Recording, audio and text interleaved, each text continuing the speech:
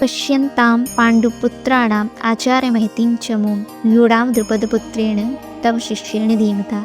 हे आचार्य, आपके बुद्धिमान शिष्य द्रुपदपुत्र धृष्टद्युम्न द्वारा व्यूहाकार खड़ी की गई हुई पांडुपुत्रों की एक बड़ी भारी सेना को देखिए। प्रश्न: धृष्टद्युम्न द्रुपद का पुत्र है, आपका शिष्य है और बुद्धिमान है। दुर्योधन ने ऐसा किस अभिप्राय से कहा? उत्तर: दुर्योधन बड़े चतुर कूटनीतिज्ञ थे। धृष्टद्युम्न के प्रति प्रतिहिंसा तथा पांडवों के प्रति द्रोणाचार्य की बुरी भावना उत्पन्न करके उन्हें विशेष उत्तेजित करने के लिए दुर्योधन ने धृष्टद्युम्न को द्रुपदपुत्र और आपका बुद्धिमान शिष्य कहा।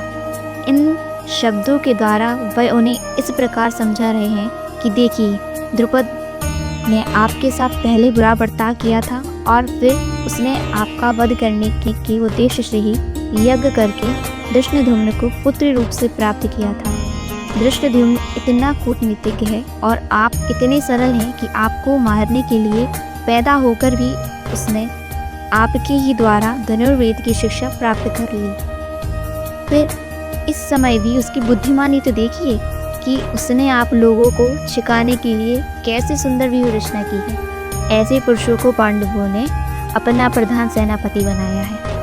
अब आप ही विचारिए कि आपका क्या कर्तव्य है। प्रश्न: कौरव सेना 11 अक्षौहिणी थी और पांडव सेना केवल 7 ही अक्षौहिणी थी। फिर दुर्योधन ने उसको बड़ी भारी अर्थात महती क्यों कहा और उसे देखने के लिए आचार्य से क्यों अनुरोध किया?